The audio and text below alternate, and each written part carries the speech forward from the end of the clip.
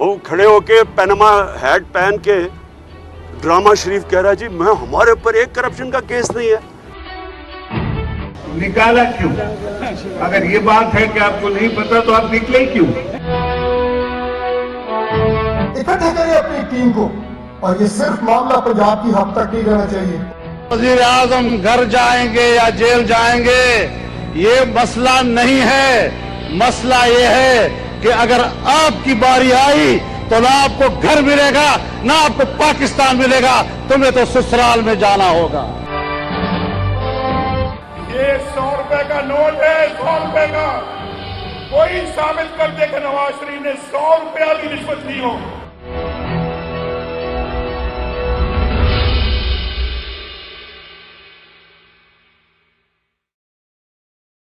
जी नाजरीन, ब्रेक से पहले हम बात कर रहे थे अब्दुल हनान साहब से कि नासिर दुरानी साहब को आप लोगों ने एक एडवाइजरी दी है कि आप पंजाब पुलिस को भी ठीक करें जैसे खैबर पख्तूनख्वा की है।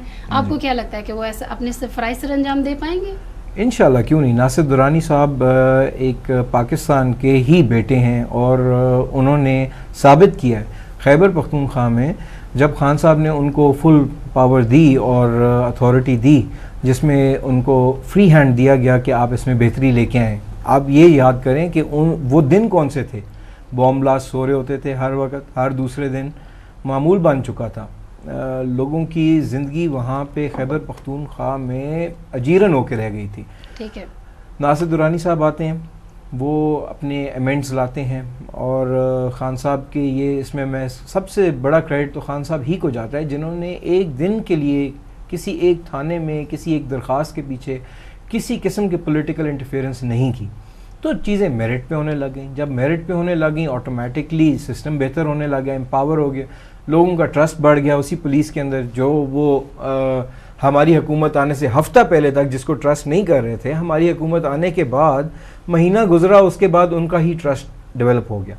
तो खान साहब डे 1 से इदारे बनाने के लिए काम कर रहे हैं और इदारों को मजबूत करना चाह रहे हैं। ये सिर्फ नासिर दुरानी साहब का मामला नहीं है या पुलिस डिपार्टमेंट अकेला नहीं है। पुलिस को तो पंजाब हुकूमत ने अनफॉर्चुनेटली बिल्कुल ही अपनी ज़ाती रियाया बना लिया था। आपको इल्म होगा कि ये जाती उम्रा के साथ ये सारी की सारी एलीट पुलिस जो बनाई गई और कनेक्ट की गई थी, ये सारी स्टार्ट तो जाती उम्रा के लिए थी, ठीक है ना। फिर बाद में शोर मचना शुरू होता है तो वो पब्लिकली भी उनको लेट से फेस सेविंग के लिए उन्होंने निकालना शुरू कर दिया। कहने का मकसद है उन्होंने तो ज़ाती मुलाजिम बना दिया था, अब खान उनको आज़ाद करके और अवाम के मुलाजिम बनाना चाहता है वापस। जी राजा साहब देखें, जब ये बात करते हैं ना कि केपी पुलिस का जब ये रेफरेंस देते हैं और एग्जाम्पल बना के कहते हैं कि दूसरे सूबों में, आप यकीन करें हंसी आती है। मुझे बताएं कि कौन सी वहाँ पे इस्लाहत की। CRPC ज़ाब्ता फौजदारी पूरे मुल्क में एक है, PPC वही है, बाकी दीवानी प्रोसीजर्स वही है, लॉज वही है, तो आपने पुलिस में कौन सी इस्लाहत की? इम्प्लीमेंटेशन। एक सेकंड, हमारे मुल्क का अलमिया ये है कि डे 1 से कानून तो मौजूद है। एक सेकंड में 73 का आइन भी मौजूद था। सारे मुझे कंप्लीट करने देते, आप अपने टाइम पे जरूर आइए। जी। अब देखें कि वहाँ पे अब ये जो बार बार एग्जांपल दे रहे हैं ना कि वहाँ पे अमन अमान सबसे ज़्यादा ख़राब था, वहाँ पे केपी पुलिस ने बहुत वर्क किया। भाई केपी में प्रैक्टिकली वहाँ पे मसल्ह अफवाज है, वहाँ पे दहशतगर्दी की जंग का जो मरकज़ था वहाँ पे रेंजर्स और पाकिस्तान की अफवाज है, वहाँ पे उनकी परफॉर्मेंस है। वहाँ पे अगर आपने कुछ किया है, थाने ज़रूर बनाए होंगे, वहाँ पे अच्छा वाइट वॉश ज़रूर कराया होगा, अच्छे डेस्क ज़रूर बनाए होंगे। इससे ज़्यादा वहाँ पे डिलीवरेंस, हम तो कोर्ट्स में अपीयर होते हैं ना, हम आज यहाँ पे लाहौर हाई कोर्ट में, कल पेशावर हाई कोर्ट में पेश होते हैं, सिंध हाई कोर्ट में पेश होते हैं, बाकी जगहों पे पेश होते हैं। मतलब आपने अपनी आंखों से देखा हुआ है प्रैक्टिकली और चीफ जस्टिस साहब ने इस पे ऑब्जर्वेशंस भी दिए हैं कि प्रैक्टिकली आप ठीक है। मैं कहता हूँ कि आपने कोई थाने बिल्ड किए, उसकी अप्रिसिएशन आपको मिलनी चाहिए, कहीं पे अच्छा वाइट वॉश किया उसकी अप्रिसिएशन आपको मिलनी चाहिए, लेकिन अमली तौर पे किसी प्रोसीजर में कहीं पे कोई तब्दीली नहीं आई, वही पुलिस है। मैं एक सेकंड में थोड़ा सा और कंप्लीट कर लूँ।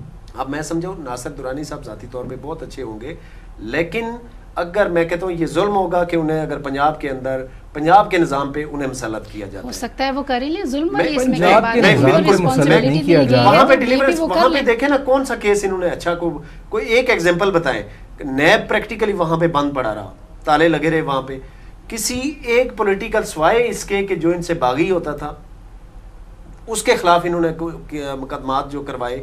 उसके अलावा मुझे बताएं कि अपनी पार्टी के किसी बंदे को प्रोब हुआ हो, कोई FIR दर्ज हुई हो? सर हमने अपने वजीर बेचारे को भी वजीर वो उठा के जेल में डाला की थी। बगावत नहीं, उसका सुने ना, उसने टिम्बर माफिया के खिलाफ उसने जहाँ पे आप अपनी बारी लेना चाहते हैं तो हमें भी बोलने का मौका मैं सिर्फ दें। एक बात कम करके खत्म करता हूँ फिर आप करें।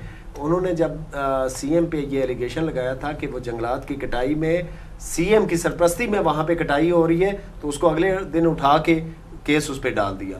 वो मिनिस्टर गया है जरूर जेल में, लेकिन जेल में गया। आप लोगों ने हाजियों को लूटा उस वक्त नहीं भेजा, तो वो भी जेल में गया, वो भी जेल में गया, जिन हालात में गया। मैं कहता हूँ हम कभी किसी को डिफेंड नहीं करेंगे। अपनी तकरीर में एहतसाब की बात की है कि हम एहतसाब मैं करेंगे। कहता हूँ कि किसी को भी अगर हमारी पार्टी में कोई ऐसा है तो हम उसको डिफेंड नहीं करेंगे, वो फिल्टर होके उस प्रोसेस से चलिए, होके। इमरान खान साहब ने अपनी तकरीर में बहुत सारी बातें की, एजुकेशन की बात की, हॉस्पिटल्स की बात की, हर चीज़ की बात की। उन्होंने बलदियाती निज़ाम की भी बात की। उन्होंने कहा कि हम बलदियाती निज़ाम ठीक करेंगे। तो सिंध गवर्नमेंट ने तो उनको अभी अलाउ नहीं किया, तो सिंध गवर्नमेंट के साथ मिलके या उनके ताउन के बगैर वो वहाँ पे कैसे इस निज़ाम को ठीक करेंगे? 3 सूबों में तो वो कर लेंगे, तो सिंध गवर्नमेंट, राय साहब इस वक्त रिप्रेजेंटेटिव बैठे हैं डायरेक्टली सिंध गवर्नमेंट के भी इन एम आई राइट सर? पार्टी की हैसियत से वही। तो द थिंग इज़ कि इस वक्त उनसे इस मौजू पे बात चली है। आप जिस तरह फरमा रही हैं कि इस वक्त उन्होंने एग्री नहीं किया, but this is not the end of the world. अभी टाइम है, अभी इंशाल्लाह ताला हम दोबारा उनके पास जाएंगे और इस मौजू पे इंशाल्लाह बेहतरी लाने की कोशिश करेंगे। This is for the country. ये किसी अगर बल्दियात ठीक हो रहा है, इसमें इमरान खान के ज़ाती तौर पे घर में कोई आटा ज़्यादा नहीं होने लग गया या कोई और कोई बिल नहीं जमा हो जाएंगे। ये मुल्क के लिए बेहतरी लाई जा रही है और आई एम श्योर कि इसमें वक्त आने पे सिंध गवर्नमेंट भी इंशाल्लाह हमारा इसमें साथ देगी, क्योंकि डेफिनेटली हम इंटरनेशनल स्टैंडर्ड्स को मद्देनज़र रखते हुए एक ओवरऑल मुल्क के अंदर बेहतरी लाना चाह रहे हैं। तो मेरे ख्याल से कोई भी समझदार जमात या कोई भी खैर ख्वाह मुल्क का ये नहीं चाहेगा कि जो अच्छाई हो रही हो वो रुक जाए, जबकि सारी पब्लिक भी अब तो मज़ीद बेहतर तरीके से देख सकती है, कोई चीज़ छुपाई नहीं जा रही, सब कुछ ओपनली किया जा रहा है। तो आई एम श्योर कि सिंध में उनको अपने सिंध ही से ही अगर लोगों की बात सुननी पड़े तो यकीनन वो हमारा ही साथ देंगे। राजा साहब क्या कहेंगे, क्यों नहीं अलाउ किया? कि आगे अभी आप करेंगे इनके साथ मिलकर कुछ कोलैबोरेशन करेंगे? हमने इसी से की। देखिए इतना कंट्रोवर्शियल इलेक्शन था, रिग्ड इलेक्शन था कि अगर पाकिस्तान पीपल्स पार्टी इनको ऑन बोर्ड लेके इस सिस्टम को आगे चलाने की बात ना करती तो मेजॉरिटी तो बिल्कुल इसके खिलाफ जा रही थी। हमने बिगनिंग की, हमने कहा कि नहीं, पार्लिमान के अंदर बात होगी, यही सिस्टम चलेगा, जो भी है, जो रिजर्वेशंस हैं वो कोर्ट्स के जरिए हम उस पर जाएंगे और ये सिस्टम चलेगा। इसी तरीके से नेशनल इश्यूज़ पे जितने भी नेशनल इश्यूज़ हैं, चाहे वो बल्दियात का है, चाहे वो कौम की बेहतरी का है, एजुकेशन का है, हेल्थ का है, हमारे चेयरमैन साहब ने भी अपनी स्पीच में कहा है और मैं कहता हूँ कि पाकिस्तान पीपल्स पार्टी का एक एक वर्कर की ये ख्वाहिश है कि जहाँ पे नेशन का इशू है, जहाँ पे कौम की ज़रूरत है किसी इशू पे, पाकिस्तान पीपल्स पार्टी हुकूमत के साथ होगी। लेकिन इसका ये मतलब नहीं है कि आपको कोई भी इनका जो गलत स्टेप है उसको कोर्ट्स के ज़रिए, उसको पार्लिमान के ज़रिए, उसको हर फोरम के ज़रिए हम चैलेंज करेंगे। सही। अब्दुल हनान साहब, पंजाब में तब्दीली लाना PTI के लिए बहुत बड़ा चैलेंज है, आपको क्या लगता है कि आप ये कर पाएंगे? वो मैं उस दिन बड़े एक महफिल में हम बैठे थे तो मुझे वो यही सवाल उधर भी किसी ने किया, तो मैं उनसे ये कह रहा था कि जो मुश्किल चीज़ होती है ना, वो चंद लोग होते हैं, अल्लाह ताला ने उनको गिफ्ट दी होती है कि मुश्किल चीज़ ज़्यादा आसानी से कर लेते हैं। सही। इमरान खान उनमें से एक है। जितनी मुश्किल चैलेंज होगा इमरान खान इंशाअल्लाह ताला उसको ही बाआसानी इंशाल्लाह कंप्लीट करेंगे। तो उस्मान बुज़दार साहब, उनको पाकिस्तान आधे मुल्क से बड़े सूबे का वज़ीर आला बना दिया, तो जिन पे कत्ल के केसेस भी आगे सामने इसी मुल्क और का उनके शहरी है, असासे उसी भी सूबे निकल का आए, तो शहरी क्या है। वो कर सकेंगे? तो आप कैसे तब्दीली लेके आएंगे? देखें जी, बात यह है ना, एक जिस तरह राय साहब ने फरमाया, एक कंटिन्यूस प्रोसेस है क्लेंजिंग का और एक ओवर द कर्व आने का, ठीक है ना। अगर उस्मान बुज़दार साहब, पहली बात तो ये है, उस्मान बुज़दार साहब जब इलेक्शन में कंटेस्ट उन्होंने किया, इलेक्शन कमीशन मौजूद था, उन्होंने तमाम अपने डॉक्यूमेंट्स वहाँ पे सबमिट कराए, उनको वेट किया गया, इलेक्शन कमीशन ने ओके करके उनको इजाज़त दी इलेक्शन लड़ने की, उन्होंने इलेक्शन लड़ा। अब वो अवाम का अपनी मैंडेट लेके आते हैं, क्या वजह है? तौसा भी तो हमारा ही है, तो अगर तौसा से अगर कोई आ जाता है, एक हम वो कहते हैं वो रिवायती तौर पे हम फ़िरौन देख देख के हम आदी हो गए कि वो सोने के मेज़ कुर्सियाँ ना हों, इधर वो स्टफ्ड शेर ना खड़े हों, तो तब तक हमें लगता नहीं है कि ये वज़ीर है। अगर आप उनकी बात करते हैं तो इमरान खान साहब खुद भी तो जब वॉक पे जाते हैं तो ग्रुप को साथ लेके जाते हैं, वो भी तो अकेले नहीं जाते। उस पे आप क्या इमरान खान साहब वॉक पे जाते हैं तो ग्रुप, यकीन माने कि इमरान खान वॉक अकेले करते हैं, लेकिन उनकी सिक्योरिटी मुलाजमीन में से वो सिर्फ 2 रखेंगे और बाकी जो है वो नहीं रखेंगे, तो वो कैसे उसको फिर मैनेज करेंगे 2 लोगों के साथ? डेफिनेटली देखें, वो तो अब इमरान खान साहब वक्त आने पे हम सब के सामने आ जाएगा कि वो 2 इनफरादी कैपेसिटी में जो मुलाजमीन वो रख रहे हैं तो वो किस तरह उनको केटर करेंगे। लेकिन खान साहब की लाइफ में मैं उनके साथ चला हूँ, बहुत कुछ करीब से देखा है। खान साहब एक बहुत सादा तबीयत इंसान है, वो बहुत ज़्यादा लैविश चीज़ों की, हाँ जी, वो उसमें नहीं पड़ते हैं। तो 2 मुलाजिम जो हैं वो खान साहब के लिए, वो शायद उनमें से एक जो है वो एक्स्ट्रा मुलाजिम हो खान साहब के लिए, तो एक बंदा भी साथ चलने वाला जो होता है वो भी खान साहब की तबीयत इस तरह की है कि वो भी एक्स्ट्रा ही होता है। आप क्या कहेंगे? पंजाब के हवाले से मैं समझता हूँ कि अब पूरी बात ये कौम को नहीं बता रहे, उस्मान बुज़दार एक डमी बंदा है, ठीक है, यहाँ पे टैलेंटेड बंदा ये अफोर्ड कर नहीं सकते थे, क्योंकि असल इस सूबे को चलाना था जहांगीर तरीन साहब ने।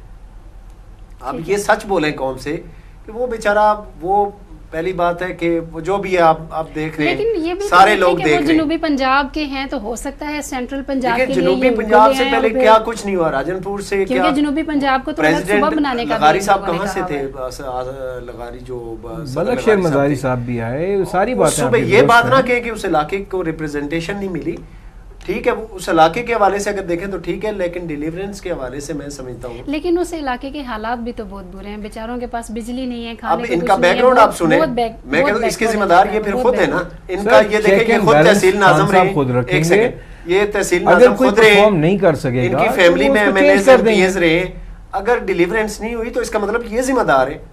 अब ये जिम्मेदारी अब किसी पे ना फेंके ना, वहाँ के जिम्मेदारी किसी पे नहीं फेंक रहे, वहाँ एक वक्त में एक बंदा एक ही सीट पे बैठ सकता है, अब वो 2-3 सीटों पे इकट्ठे तो नहीं बैठ सकते। तहसील नाज़म छोटी सी चीज नहीं है, वो इलाके की क्या बिजली वहाँ पे प्रोवाइड नहीं करवा सकता? क्या वहाँ के इनकी फैमिली के जो MNAs MPAs रहे हैं, क्या वो वहाँ पे बिजली पानी और ये बुनियादी सहूलतें वहाँ पे प्रोवाइड नहीं कर सकते? मेरा ताल्लुक मियांवाली से है, गैजेटियर पे लाहौर से पुराना शहर है मियांवाली, आप चेक कर लें काइंडली। मैं और बात कर रहा हूँ, वहाँ पे भी फैसिलिटीज आज दिन तक नहीं दी जाती। मैं आपको आज लेके जाता हूँ जहाँ पे बिजली नहीं है, अब दैट डजंट मीन कि जो उधर रह रहे हैं सीएम पंजाब एक ही जगह पे फीते काटते रहे, ये बात तो आपने खुद जवाब दे दिया, लेकिन तो यही वजह शायद उधर भी हो। मैं और बात कह रहा हूँ, मैं ये कह रहा हूँ कि जो बंदा आप लेके आए हैं, आपकी इंटेंशन जो है वो डिलीवरेंस नहीं है, आपकी इंटेंशन है नवाजना किसी को, जहांगीर तरीन को, उसके सूबे में प्रक्रिया। आप देखें कि जिसको सुप्रीम कोर्ट ऑफ पाकिस्तान ने डिस्क्वालीफाई किया है, आपने उसको डिफेक्टिव सीएम बनाया हुआ है। अब देखें ना, आप कहते हैं बाकी बाज पार्टियों पे आप एलिगेशन लगाते हैं कि आप क्या कहते हैं उसके कोर्ट्स के डिसीजन को इन लेटर एंड स्पिरिट आप नहीं मानते, तो फिर आप भी तो यही कर रहे हैं कि उस्मान बुज़दार को सामने रख के प्रैक्टिकली आप वहाँ पे सीएम साहब जो है वो जहांगीर तरीन है, और इसी वजह से आपने उनको रखा है। अब देखें और बड़े वहाँ पे नाम थे, आप किसी को भी लेके आ सकते थे, यूथ में से किसी को लेके आ सकते थे, एक्सपीरियंस लोग वहाँ पे थे, उनमें से किसी को लेके आ सकते थे। आप काइंडली बताइएगा कि जितनी भी पार्टीज आती हैं इक़्तिदार से पहले, वो अपने मंशूर की बात करती हैं, इलेक्शन से पहले अपनी तकरीरों में बहुत बड़े बड़े दावे करते हैं। PTI ने भी किए, अपना मंशूर भी दिया। क्या आप अपना मंशूर बाद में याद रखेंगे? दूसरी जो पार्टीज हैं वो तो भूल जाती हैं गवर्नमेंट में आके। हमने अपने मंशूर को अपनी डेली चेकलिस्ट का हिस्सा बनाया हुआ है, ठीक है। जो हमारा मंशूर है उसको सामने रखते हुए हम हर रोज़ अपने टारगेट्स की तरफ बढ़ते जा रहे हैं। इंशाल्लाह ताला वक्त आने पे ये साबित होगा। लेकिन कप्तान साहब की पहली तकरीर सुनने के बाद कुछ लोग काफ़ी मायूस हुए, क्योंकि वो उम्मीद ये कर रहे थे कि जो मंशूर आपने दिया, जो वादे किए, वो आपने इलेक्शन से पहले भी दिए, तकरीर में भी आपने वही बातें की, जबकि लोग इस इंतज़ार में थे कि उनको इम्प्लीमेंट कब किया जाता है, कैसे किया जाता है, उसके लिए क्या प्लान्स किए हैं। ओथ लेने के बाद और तकरीर करने से पहले तो इम्प्लीमेंट वैसे भी नहीं किया जा सकता था, ठीक है। अब टाइम आया है इंशाल्लाह आहिस्ता आहिस्ता ये पूरा मुल्क भी देखेगा और पूरी दुनिया की नज़रें पाकिस्तान पे हैं। पाकिस्तान वो खित्ता है जहाँ पे पूरी दुनिया की इस वक्त नज़रें फंसी हुई हैं। अगर हम इस चीज़ की वैल्यू को ना समझें, अपने मुल्क की वैल्यू को ना समझें और इसके लिए बेहतरी के बारे में अब भी ना सोचें, तो मेरे ख्याल से तो फिर उसके बाद इस मुल्क को पूरा बनाने का जवाज़ ही ख़त्म हम कर बैठते हैं कि हमने ये मुल्क बनाया ही क्यों था, लूटने के लिए क्या बनाया था। देखें, जब से ये हुकूमत में आए ना, इनकी जो भी स्पीच निकाल के देख लें, जो पॉलिसी अपोजिशन के ख़िलाफ़ केसेस, फ़लाँ के केसेस, इसके अलावा इनका कोई, अब देखें जो दाखिली अमूर है हमारे, उनकी हालत देखें, मुल्क में दहशतगर्दी की जो जंग है वो किस नज पे और क्या क्या चैलेंजेस हैं उस बारे में कोई पॉलिसी नहीं। उसके बाद फॉरेन पॉलिसी के हवाले से इंतहाई साइलेंट हैं ये। नहीं जी, हम बड़े वोकल हैं, पता नहीं क्या खौफ है। अब देखें कश्मीर के इशू पे इन्होंने इतनी सर हम बहुत वोकल हैं पॉलिटिक्स की इन्होंने कश्मीर पे कि पिछले अरसे से एक ही बात होती थी कि कश्मीर पे कोई बात नहीं कर रहा, कश्मीर पे। मुझे ये बताएं कि अलफ बरदारी की तकरीब में अगर इंडियन आ सकते थे तो आप फॉर्मली उनकी, मैं कहता हूँ उनको लाज रखने के लिए आप उन्हें दावतनामे भेज देते। बेशक उन्हें किसी ने नहीं आने देना था, आप सिंबॉलिकली उन्हें एक मैसेज देने के लिए कि आप पाकिस्तान की शाहराग हैं, आप हमारे साथ हैं, हम आपके साथ हैं, आप उन्हें दावतनामे तो भेज देते। कितनी एक अलार्मिंग के आपने पूरी सियासत की आपने इस पे। देखें जी, इस पे कोई सियासत नहीं हुई। भाईजान थोड़ा सा वो कहते हैं फैक्ट्स एंड फिगर्स को डिस्टॉर्ट करके बयान कर रहे हैं। हमने सबसे पहले ये चीज़ क्लियर की, खान साहब ने ख़ुद क्लियर की कि हम अपने तमाम नेबरिंग ममालिक के साथ अपना एक पीस लेके आएंगे।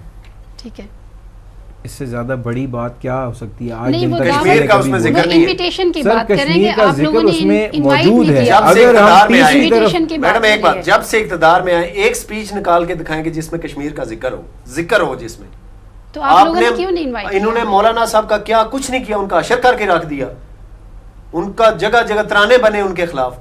आप बताएं आपने क्या बात की? आज तक इक़्तिदार में आए कितने दिन हो गए, कौम से इन्होंने खिताब किया, लेकिन कश्मीर का कहीं पे जिक्र नहीं है। अब देखें, इस तरह की पॉलिटिक्स ना करें कि आप दिनों में बिल्कुल नंगे हो जाएं। आप देखें, या तो वो बात ना करें, ठीक है, या तो वो बात ना करें, जो बात करते हैं फिर उसको पूछेगी। अभी वजाहत से मैं खुद भी वजाहत से कह देता हूँ कि इसमें तो कोई दूसरी राय है ही नहीं कि कश्मीर है ही हमारा। देखिए मेरा भाई, आपके कहने से फर्क नहीं पड़ता। खान साहब की बात करने से मैसेज, वो आप प्राइम मिनिस्टर हैं कौम के, वो आपने क्योंकि कौम को रिप्रेजेंट करते हैं। मैं खान साहब की बात कर रहा हूँ। खान साहब ने देखे कि आपको जो कौम से इन्होंने तकरीर की, अलफ बरदारी को भी छोड़ दें, मैं कहता हूँ उसमें उन्होंने नहीं इनवाइट किया, चले उसको छोड़ दें। जो कौम से उनकी स्पीच थी, उन दिनों 12 के करीब कश्मीरी जो है, टाइम खत्म हो रहा है, 12 के करीब जो कश्मीरी हैं वो शहीद हुए थे उन दिनों 12 के करीब कश्मीरी शहीद हुए थे। उन्होंने उनका जिक्र भी नहीं किया अपनी स्पीच में। भाई क्या मैसेज देना चाहते हैं आप, किन को खुश करना चाहते हैं? मतलब आपको लगता है 70 साल के मसाइल 5 साल में 2 बार इन्होंने हुकूमत की और कश्मीर का मसला किसी एक दिन के लिए नहीं। लफ्ज बोलने से मौलाना साहब इनके साथ भी उसी सीटों पे ही बैठे रहे। हमें परेशानी मौलाना साहब हटने के बाद परेशान हो गए क्योंकि शायद असल में कुछ होने जा रहा है कि जिसमें कश्मीर का जिक्र ही नहीं। अलार्मिंग चीज ये है, हम ये नहीं कह रहे कि 70 साल के 2 दिनों में हल हो जाए। ठीक है राजा साहब, बहुत सारे इश्यूज ऐसे रह गए जो हम उसको इंशाल्लाह नेक्स्ट प्रोग्राम में डिस्कस करेंगे। इसके साथ ही दीजिए इजाजत, अल्लाह हाफिज। वो खड़े होके पनामा हैट पहन के ड्रामा शरीफ कह रहा जी मैं, हमारे ऊपर एक करप्शन का केस नहीं है। निकाला क्यों? अगर ये बात है कि आपको नहीं पता तो आप निकले क्यों? इकट्ठा करें अपनी टीम को, और ये सिर्फ मामला पंजाब की हद तक नहीं रहना चाहिए। वज़ीर आज़म घर जाएंगे या जेल जाएंगे ये मसला नहीं है। मसला ये है कि अगर आपकी बारी आई तो ना आपको घर मिलेगा ना आपको पाकिस्तान मिलेगा, तुम्हें तो ससुराल में जाना होगा। ये 100 रुपए का नोट है, 100 रुपए का। कोई साबित कर दे कि नवाज शरीफ ने 100 रुपया भी रिश्वत ली हो।